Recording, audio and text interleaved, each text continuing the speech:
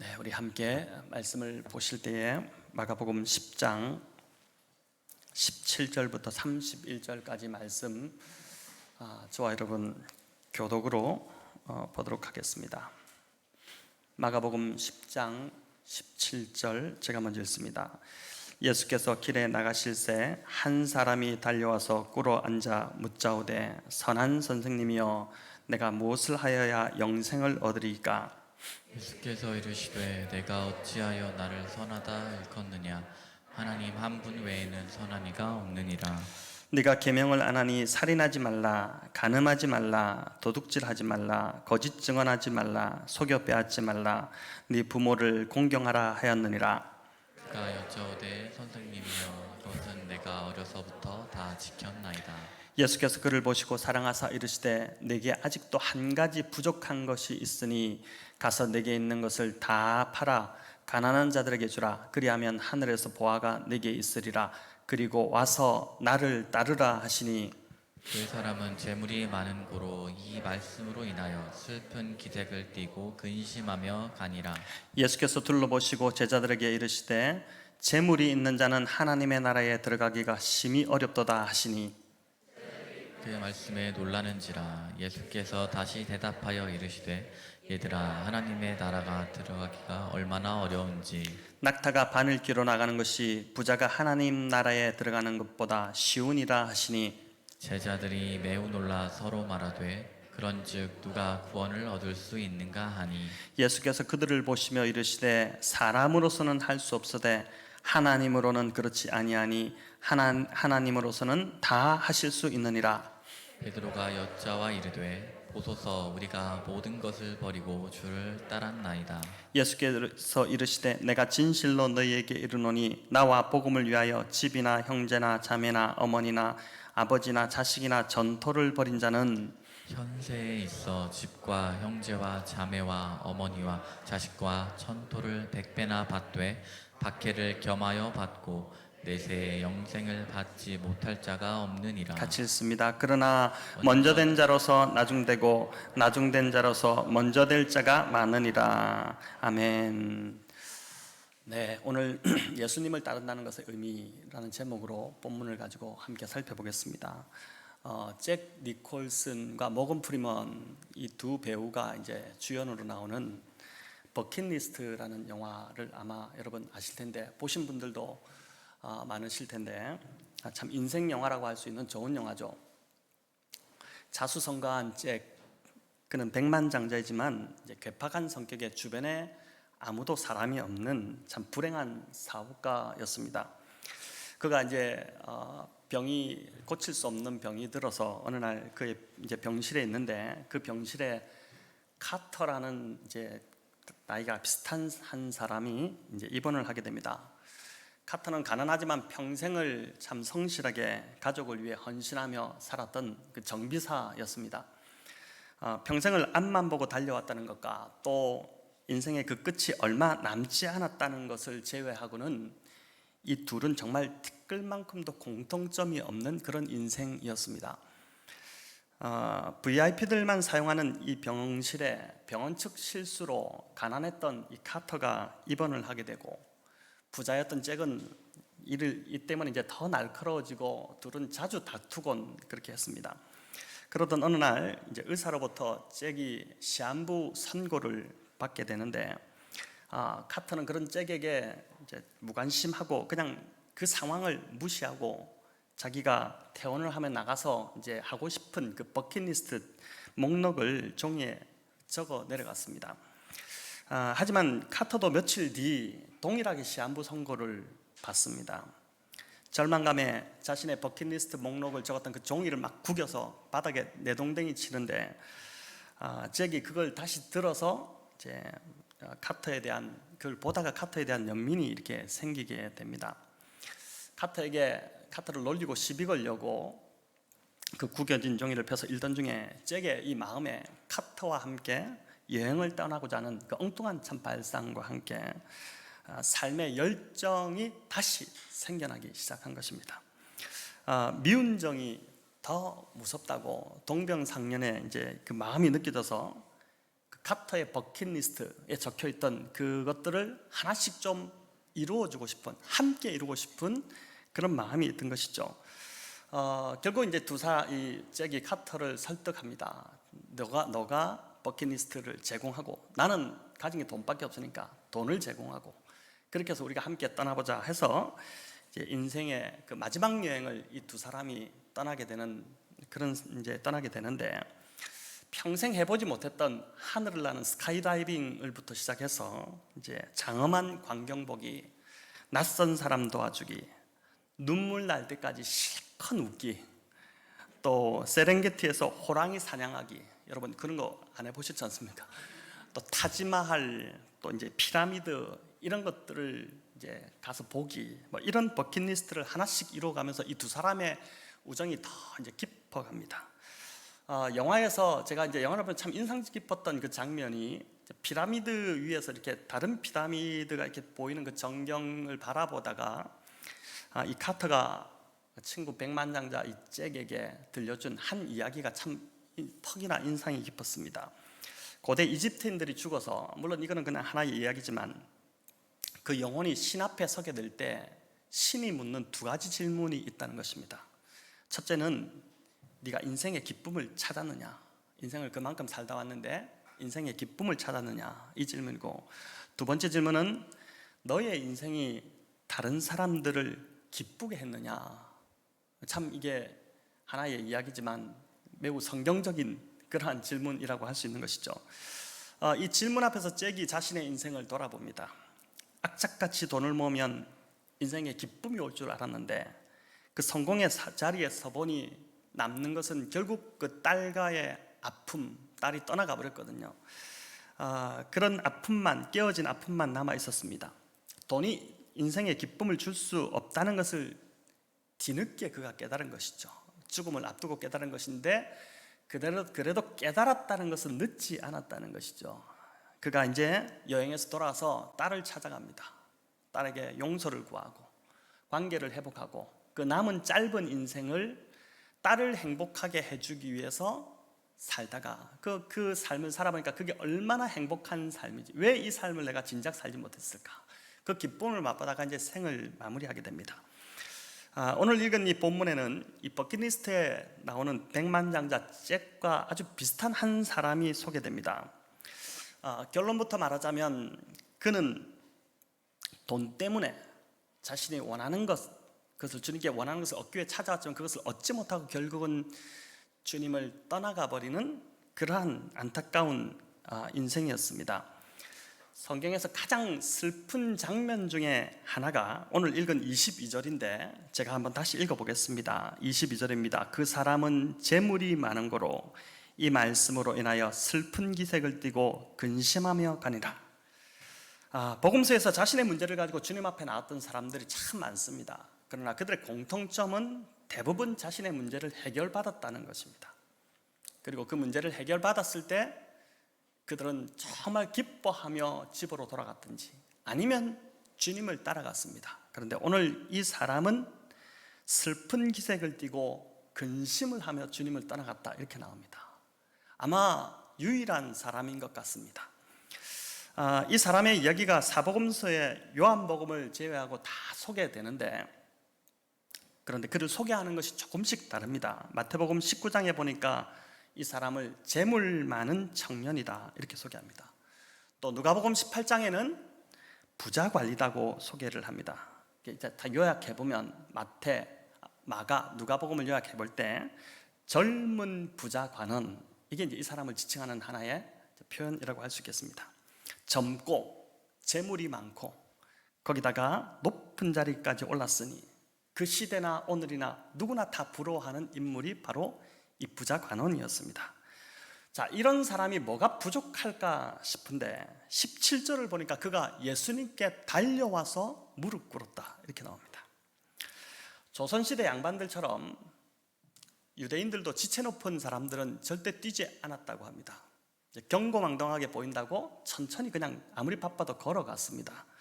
그런데 지금 이 사람은 달려왔고 또 주님 앞에 무릎까지 꿇었습니다. 그만큼 갈급했다는 것을 보여줍니다.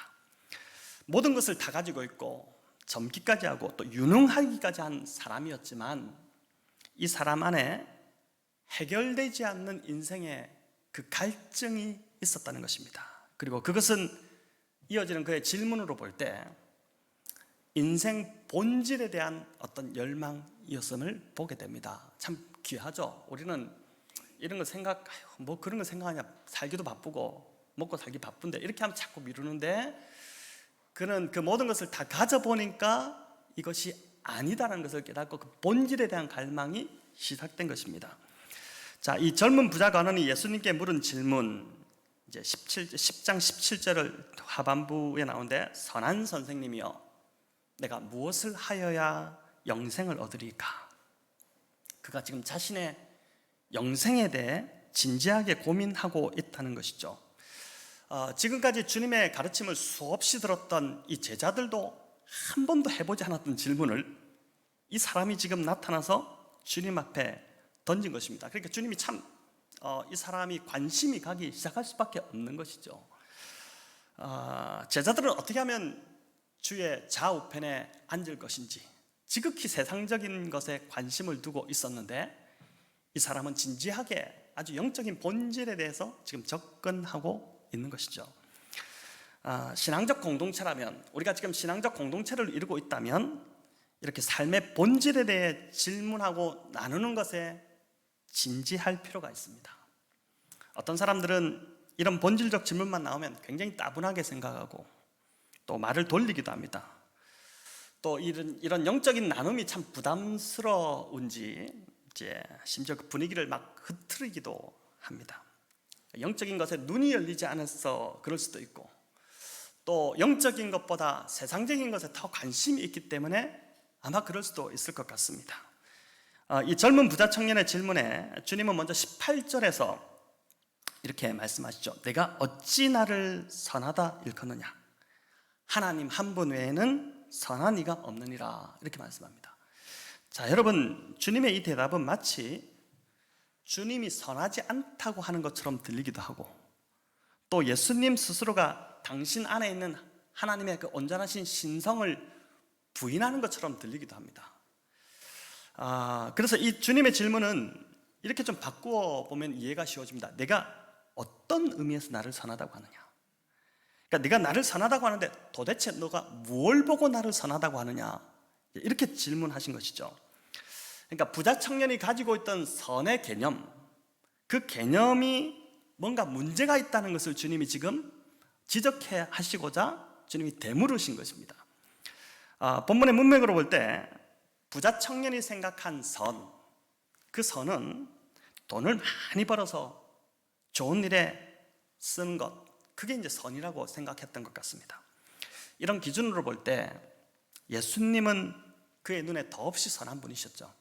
오병이어의 기적을 통해서 수많은 굶주린 자들을 먹이셨고, 또 가난한 자들, 주로 그런 자들을 찾아가셔서 그들의 피로를 채우시고 또 병을 고치시고 그들의 삶을 회복시켜 주시고, 이렇게 했으니까 예수님보다 더 선한 사람은 그의 눈에 없었던 것입니다. 그래서 그가 주님을 찾아갔고 주님 무릎에, 그 발 앞에 무릎 꿇기까지 했던 것이죠. 반면에 예수님이 보시는 선의 기준은 많이 달랐습니다. 하나님 한 분 외에 선한 이가 없다, 이 표현은 선이라는 것은 하나님과 관계에 있다는 것입니다. 사람 보기에 선한 것이 선한 것이 아니라 하나님 보시기에 선한 것이 선이라는 것이죠. 그러니까 판단 기준이 사람에 있지 않고 하나님께 있다는 것입니다. 선하다는 히브리어 단어가 여러분 뭐냐면은 토브라는 단어입니다. 토브 많이 들어보셨죠? 창세기 1장에 가장 많이 나오는 단어인데, 하나님이 보시기에 좋았더라, 하나님이 보시기에 심히 좋았더라. 이 좋았다는 영어 good이라는 단어, 이게 이제 히브리어로 토브입니다. 근데 이 토브라는 단어가 좋다, 선하다, 이런 뜻이죠. 주의 인자심과 선하심이 평생 나를 따르는 시편 23편의 고백, 그 선하심, 그것도 토브입니다. 이 말은 우리가 어떤 선을 베풀 때에도 인간적인 생각에서 베풀거나 또는 정에 매여서 해서는 안 된다는 것입니다. 인간이 보기에 좋은 것이 그것이 아니라 하나님의 보시기에 이 일이 좋은 것인지를 늘 염두에 두고 판단하고 결정해야 된다는 것이죠. 사람이 보기에 좋은 것도 하나님 보시기에 우리는 다 당연히 좋아 보이는데, 당연히 좋은 거라고 생각하는데 하나님 보실 때는 아닌 것이 될 수 있다는 것입니다. 교회가 가난한 자들을 돕고 구제하는 일, 여러분 이건 굉장히 중요하고 또 열심히 해야 되는 일이 맞습니다. 세상이 볼 때 그것만큼 교회가 선하게 보이는 것이 어디 있겠습니까? 하지만 이런 사역을 하기에 앞서서 하나님의 뜻을 먼저 구하는 것이 앞서지 않는다면 이 구제 사역은 자칫하면 인간의 업적이나 공로나 인간의 자랑밖에 남지 않게 될 수 있다는 것이죠. 주님이 하신 모든 일이 선했던 이유는 예수님은 한 번도 자신의 뜻대로 하신 적이 없고 늘 어떻게 했습니까? 아버지가 말씀하라고 한 것만 말씀했고, 요한복음에 쭉 나오죠. 또 아버지가 하라고 하신 일만 했었고, 하나님의 아버지의 뜻을 이루는 그 일을 이제 온전히 헌신하셨습니다. 심지어 십자가를 지시면서도 어떻게 합니까? 이 잔을 내게서 옮기시옵소서. 그러나 나의 원대로 마시옵고 아버지의 원대로 하옵소서. 이렇게 기도하셨죠. 우리의 기도가 응답이 되지 않는 이유, 그 이유는 어찌 보면 우리는 이미 내 뜻을 다 정해놓고 그 뜻을 이루어달라고 기도하기 때문일 것입니다.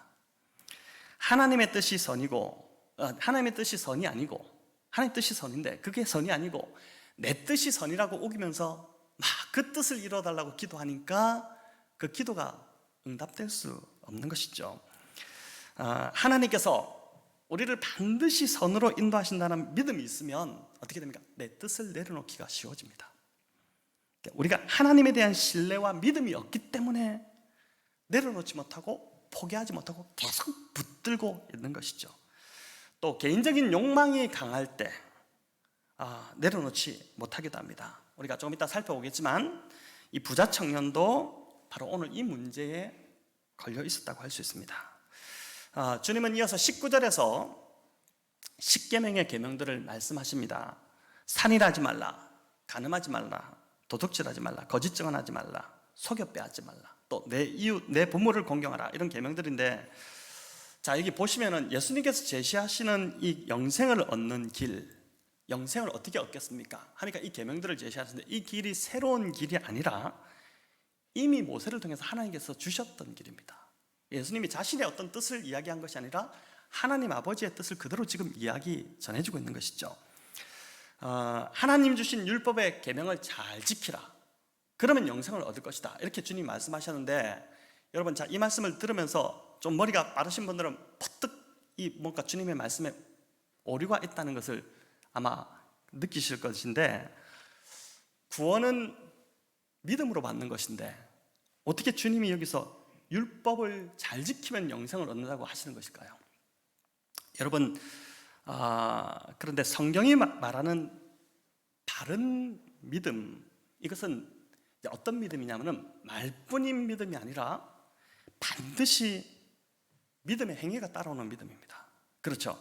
우리가 야고보서 2장 14, 17절 우리 한번 같이 읽어볼까요? 내 형제들아, 만일 사람이 믿음이 있노라 하고 행함이 없으면 무슨 유익이 있으리요? 그 믿음이 능히 자기를 구원하겠느냐? 만일 형제나 자매가 헐벗고 일용할 양식이 없는데 너희 중에 누구든지 그에게 이르되 평안히 가라, 덥게 하라, 배부르게 하라 하며 그 몸에 쓸 것을 주지 아니하면 무슨 유익이 있으리요? 이와 같이 행함이 없는 믿음은 그 자체가 죽은 것이라.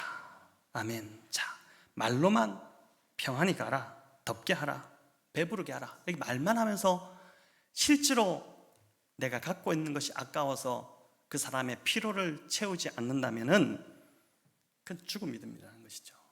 잘못된 거짓 믿음이라는 것입니다. 여러분, 하나님에 대한 믿음이 생길 때 이제 나타나는 증상, 현상이 어떤 것인지 아십니까? 말씀을, 믿음이 생겨나면, 우리가 하나님에 대한 믿음이 점점 생겨나면 점점 더 말씀을 사랑하게 되고 그 말씀대로 살고 싶어집니다. 하나님이 믿어지고 그분을 사랑하기 때문에 자연스럽게 그 말씀에 순종하고 싶은 이 거룩한 열망이 내 안에서 막 생겨나는 것이죠. 말씀을 순종하고 싶고 그 말씀대로 사는 것이 너무 나에게 기쁨이 되고 막 그렇게 되는 것이죠. 그래서 이전에 도둑질 하던 자도 이제 더 이상 도둑질 할 수 없게 되고, 또 거짓말을 하던 자도 그 입에서 거짓말을 조금이라도 하면 막 마음이 불편해지기 시작하고, 또 속여 빼앗을 수도 없고 부모님을 공경하지 않을 수도 없는 이제 그런 일이 믿음이 있는 자들에게 생겨나는 것입니다. 그래서 예수님을 믿는 믿음을 갖고 있다는 것이 복된 인생이 되는 것이죠. 계명을 지키라는 이 주님의 말씀에 이 청년이 대답하는데 20절입니다. 우리 같이 한번 읽어볼까요? 그가 여짜오되 선생님이여 이것은 내가 어려서부터 다 지켰나이다. 자, 참 당돌한, 어떻게 이렇게 자신감 있게 대답할 수 있을까 싶죠. 그런데 이 청년에게 주님께서 결정적으로 그의 영혼 깊은 곳을 건드리는 질문을 하나님 말씀을 하시는데 21절 우리 같이 읽어보겠습니다. 내게 아직도 부족한 것이 한 가지 있으니 가서 내게 있는 것을 다 팔아 가난한 자들에게 주라. 그리하면 하늘에서 보화가 내게 있으리라. 그리고 와서 나를 따르라. 자, 이 말씀은 오늘 저와 여러분이 들어도 상당히 부담스럽습니다. 아니, 가진 재산을 다 팔라니요. 가진 재산 다 팔아서 가난한 자들에게 다 나눠주면 당장 오늘 점심부터 나는 뭘 먹고 삽니까? 여러분, 근데 다행스러운 건 성경에서 하나님께서 또 우리 주님께서 이런 요구를 하신 것이 이 사람 단 한 번이었다는 것입니다. 마음이 놓이지 않습니까? 이거를 일반화시킬 필요는 없다는 것입니다. 성경에 부자들이 많이 나오죠. 아브라함도 거부였습니다. 얼마나 아브라함이 재산이 많았습니까? 그러나 아브라함에게 재산을 다 팔아서 가난한 자들에게 주라고 하나님이 한 번도 말씀하신 적이 없습니다. 욥은 어떻습니까? 동방의 거부였죠. 대단한 부자였습니다. 그런데 그 욥에게도 하나님께서 가난한 자들에게 너 재산을 팔아서 다 주라고 이렇게 한 적이 없으시죠. 욥이 물론 재산을 다 잃어버린 적이 있었습니다. 그러나 그것도 가난한 자들에게 팔아서 주라고 한 명령을 지키지 않아서 잃어버린 것이 아니라 사단이 욥의 믿음을 시험하니까 그 시험하는 과정에서 이제 그 재산을 잃어버린 일이 있었죠. 자, 그러나 재산을 요구하지 않았을 뿐이지 각자에게 소중한 것을 다 내어놓으라고 하셨습니다. 아브라함에게는 100세에 얻은 독자 이삭을 바치라고 했죠. 전 재산을 다 주어도 바꾸지 않을 그러한 아들입니다. 여러분의 자녀들을 재산 다 하고 바꾼다면 바꾸시겠습니까? 안 바꾸죠. 또 여기 욥은 전부를 내려놓아야 했습니다. 모든 것을 다 잃어버렸지 않습니까? 모세는 애고의 권세를 내려놓았어야 되고, 또 베드로와 제자들은 배와 그물, 그들에게 생업에 가장 중요한 것은 그거를 버려야 됐었죠.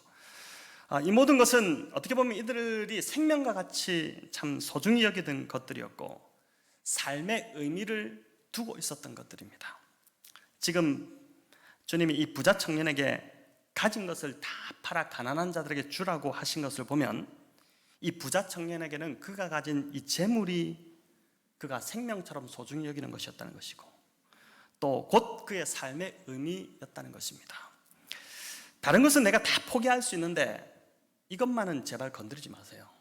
이거 건드리면 저 가만히 있지 않습니다. 그냥 주님을 떠날 겁니다. 이제 그게 바로 이 청년에게는 재물이었다는 것입니다.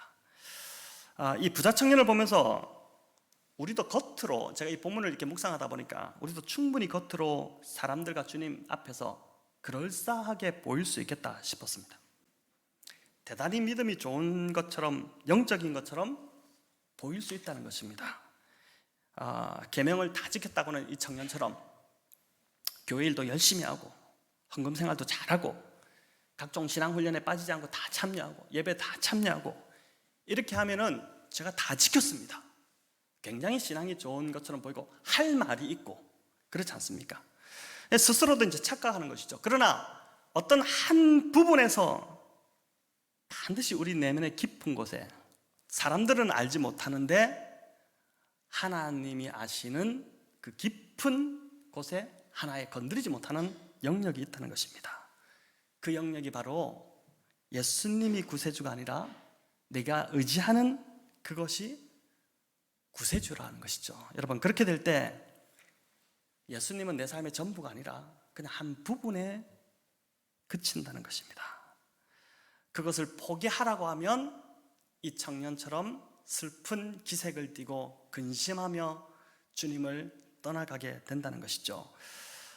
그것이 이 젊은 부자 청년처럼 돈과 재물일 수도 있고, 저 여러분에게 그것이 돈과 재물일 수도 있고, 또 어떤 분에게는 지금 평생을 일군 하나의 사업체일 수도 있고, 또 자녀 문제일 수도 있고, 나의 미래일 수도 있고, 노후 문제일 수도 있고, 또 명예나 평판. 이 나이 들수록 명예가 너무 소중하지 않습니까? 이 명예가 좀 잘 보이고 싶은, 평판이 좋게 보이고 싶은 그런 마음이 다 있지 않습니까? 그것일 수도 있고, 또 나의 자존심일 수도 있는 것입니다.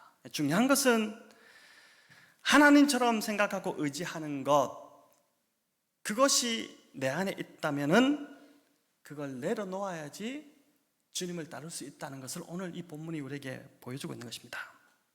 오늘 이 본문 바로 뒤에 보면은 공교롭게도 뭐가 나오냐면은 예수님께서 십자가를 지시는 내용, 그리고 죽으신다는 주님이 미리 말씀하시는 세 번째로 선언하시는 내용이 나오는데, 마가복음에 예수님의 고난과 십자가의 죽음을 세 번 말씀하시죠. 8장과 9장의 10장인데 이 10장 세 번째 부분이 오늘 이 부자 청년과의 만남 바로 뒤에 이어집니다. 뭘 말하는 것일까요? 여러분, 우리가 예수님을 믿고 따라간다는 것은 곧 십자가의 길을 가는 것입니다.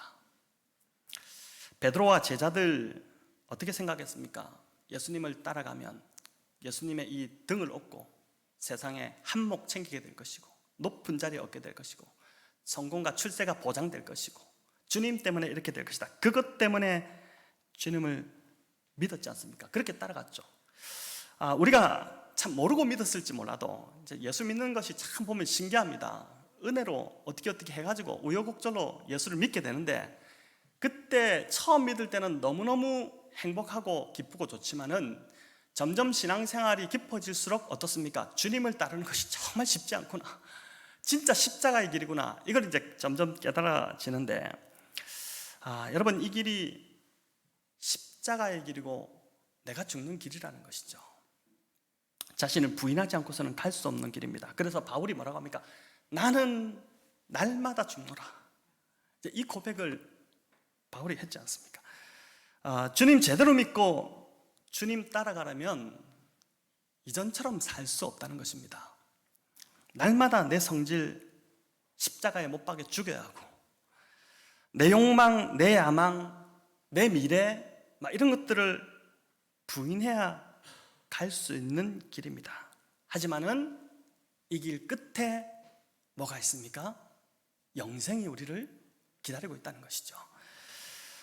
예수님은 본질에 관심을 기울이는 이 사랑스러운 부자 관원이 이 시험에 잘 통과하기를 누구보다 간절히 바라셨습니다. 그러나 너무 안타깝게도 그는 재물을 포기하지 못해 그 시험에서 탈락해버립니다. 주님이 이 사람이 얼마나 아쉬웠으면, 보통은 어떤 비유를 말씀하시거나 무슨 말씀하셨을 때 제자들이 먼저 주님 이게 무슨 뜻입니까? 이게 물어서 주님이 설명해 주셨는데, 오늘 이 본문에 보면은 23절부터 보면 제자들이 전혀 묻지도 않는데도 주님이 먼저 막 안타까워서 부연 설명을 하고 있는 모습을 보게 됩니다.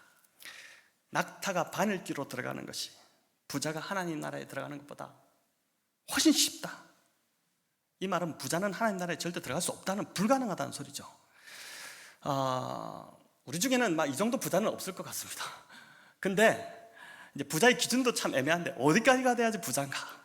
근데 여러분, 여기 부자가 다 천국 못 간다는 뜻이 아니라 가난한 자도 돈이 구세주가 되는 이상 그도 천국에 갈 수 없다는 뜻입니다. 그래서 십자가의 길은 예수님보다, 오늘 이 본문을 보니까 예수님보다 더 의지하는 것들을 전부 내려놓아야지 온전히 갈 수 있는 길이 주님 따라가는 십자가의 길인 것 같습니다. 28절 베드로의 고백을 보십시오. 보소서, 우리가 모든 것을 버리고 주를 따랐나이다. 자, 여러분, 주님, 내가 모든 것을 버리고 주를 따랐습니다, 이렇게 고백할 자신이 있으십니까? 여러분, 이 말대로 보면 제자들은 모든 걸 다 버렸거든요. 베드로와 몇 제자는 배를 또 그물을 버리고, 또 세리마타는 그 세금 징수대, 또 돈주머니 이런 것들을 버렸고, 또 이후 베드로와 제자들은 메시아에 대한 잘못된 기대까지도 다 버렸습니다. 그리고 온전히 주님을 따랐죠. 이 말씀을 준비하면서 아직도 제가 답을 참 잘 찾지 못했는데, 나는 과연 주님을 따른다고 했는데 무엇을 버렸나? 무엇을 버리고 지금 주님을 따르고 있나? 이 질문 앞에 좀 계속 지금도 이제 생각을 하고 있습니다. 여러분 과연 무엇을 버리신 것 같습니까? 오히려 버린 것보다 얻은 게 더 많다는 생각 들지 않으십니까? 주님을 따랐는데 사실 버린 건 별로 없고 더 많은 걸 주셨다는 생각? 그 주시는 것 때문에 좋아서 주님을 따르고 있지는 않으십니까? 사실 주님을 따른다는 것은 다 버리고 따르는 것인데 지금 과연 뭘 버렸나? 이런 생각을 하게 되는 것이죠. 우리에게 주님이 이렇게 내려놓아라, 너 재산 다 팔아라, 이렇게 지금 말씀하신 그 부자 청년에게 하신 이유는 그가 소중히 여기는 것을 빼앗기 위해서 그렇게 하신 것이 아니라 더 좋은 것, 더 가치 있는 것으로 채워주시기 위해서 내려놓으라는 것이죠. 그러니까 내가 포기하기 싫은 것을 손에 쥐고 있는 이상 절대 주님이 주시는 더 좋은 것을 받을 수 없습니다. 이것은 막 확실한 이야기입니다. 그걸 손에서 내려놓아야지만이 좋은 것을 다시 받게, 주님 주시는 것을 받게 되는 것이죠. 인도네시아에 이제 날쌘 원숭이를 잡는 요즘 신식 방법보다도 훨씬 더 그 전통적인 방법이 효과적이라고 하지 않습니까? 이제 어떻게 하냐면은 단단한 호박 껍질에 아주 동전만한 구멍을 내고 그 안을 이렇게 다 팝니다. 파가지고 안을 이렇게 비게 만들고 그 빈 통 안에다가, 호박통 안에다가 이제 땅콩을 여러 막 가득 채워놓고 이 호박을 단단히 묶어 놓으면은 원숭이들 그 냄새를 맡고 오죠. 손을 집어넣는데 땅콩을 한 움큼 집어넣고 빼려고 하니까 이게 빠집니까? 절대 안 빠지지 않습니까? 지금 사람이 잡으러 오는데도 이 땅콩이 아까워가지고 그 땅콩을 쥐고 안 낳고 있다가 결국은 잡힌답니다. 백발백중 원숭이 잡는 아주 좋은 방법이 바로 이 방법이라고 하죠. 여러분, 오늘 이 부자 청년도 그렇고 우리의 인생이 이처럼 참 어리석을 수 있겠다라는 생각을 해보게 됩니다. 내가 사랑하고 좋아하고 아까워서 포기하지 못하는 것, 그것이 돈이든 또 이성이든 자녀이든 나의 미래든 나의 평판이든 자존심이든 내가 또 추구하는 신념이든 그 무엇이든 간에 그걸 내려놓아야 주님이 주시는 좋은 것을 받을 수 있다는 것입니다. 분명한 진리는, 성경이 증거하는 분명한 진리는 예수님은 사랑이시고 우리에게 늘 좋은 것을 주시기를 기뻐하시고 우리를 가장 좋은 길로 인도하시기를 원하시는 분이 우리 주님이시라는 것이죠. 오늘 본문 29절 30절이 그거를 우리에게 들려줍니다. 우리 같이 한번 마지막으로 읽어보겠습니다. 예수께서 이르시되 내가 진실로 너희에게 이르노니 나와 복음을 위하여 집이나 형제나 자매나 어머니나 아버지나 자식이나 전토를 벌인 자는 현세에 있어 집과 형제와 자매와 어머니와 자식과 전토를 100배나 받되 박해를 겸하여 받고 내세에 영생을 받지 못할 자가 없느니라. 아멘. 내가 의지하는 것, 그 내려놓고 주님을 의지하고 따르기로 결정하는 자에게 현세의 복뿐만 아니라 이 말씀은 뭐라고요? 내세의 영생까지 약속한다고 합니다. 이 땅의 것 아무리 많이 받아도 순간적인 즐거움이지 않습니까? 우리가 지금 경험하지 않습니까? 근데 영생을 얻지 못하면 무슨 소용이 있겠습니까? 아무 소용이 없는 것이죠. 짧은 인생, 금방 우리가 갈 인생인데, 오늘 이 말씀을 들으시면서 혹 내 마음에 지금 부담으로 다가오는 어떤 영역이 있다면은 그럼 그건 필히 성령께서 말씀하시는 것일 겁니다. 주님보다 더 사랑하고 더 의지하고 더 삶의 의미를 두는 것, 그것을 내려놓지 못해 오늘 이 청년처럼 근심하며 돌아가지 마시고 이 시간 기도하는 가운데 온전히 하나님 앞에 좀 그걸 올려드리고 내려놓으시기를 바랍니다. 그래서 그렇게 결정하고 내가 주님을 기쁘게 하는 자로 살겠다고 한번 기도해 보시기 바랍니다.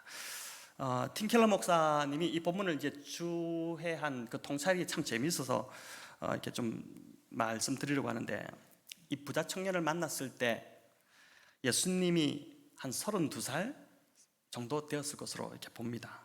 그러니까 얼추 나이가 비슷합니다. 이 부자 청년과. 그러니까 예수님과 부자 청년, 예수님께서 이 부자 청년을 보면서 동질감을 느꼈었을 거다는 것이죠. 나이도 비슷하고 또 보니까 이 부자 청년이 굉장히 높은 자리에 앉았는데 예수님은 훨씬 더 높은 자리에 앉으신, 비교할 수 없는 하늘의 높은 보좌에 앉아 계셨던 분이었죠. 또 이가 부자입니다. 돈이 많은 부자였는데 예수님은 정말 비교가 안 되는 부자셨죠. 그렇지 않습니까? 세상의 모든 것이 다 주님 것인데 무슨 비교가 됩니까? 그런데 진짜 이 또 한 명의 진정한 부자 청년, 우리 예수님께서 그 모든 걸 다 버리고 내려놓으셨다는 것입니다. 바로 왜 그렇게 하셨냐? 이 청년을 위해서, 그리고 바로 저와 여러분을 위해서 그렇게 하셨다는 것이죠. 주님은 하늘 영광을 내려놓으심으로 더 큰 영광을 얻으셨습니다. 주님은 오늘 이 본문을 통해 저와 여러분에게도 두려워하지 말라, 걱정하지 마라, 내가 본으로 보였지 않느냐, 너희 것 내려놓으면 나를 위해서, 하나님 나라와 의를 위해서 네가 먼저 내려놓으면 내가 다 채운다, 왜 그걸 걱정하냐, 그렇게 이제 지금 말씀하시는 것이죠. 오늘 서두에 들려드린 이 버킷리스트의 주인공들처럼 삶의 진정한 행복, 진정한 기쁨, 여러분 다 원하지 않습니까? 그것은 내가 고집하는 것들, 내가 내 만족, 내 욕망, 이것을 조금만 더 내려놓고, 이번 주도 막 그 고집하다가 싸우고 또 막 힘들고 이렇게 하셨을 텐데, 다른 사람을 기쁘게 하는 삶을 살 때 내가 조금 손해보더라도, 내가 좀 덜 갔더라도 다른 사람을 우선 기쁘게 하는 삶을 살 때 그때 행복이 찾아오게 된다는 것입니다.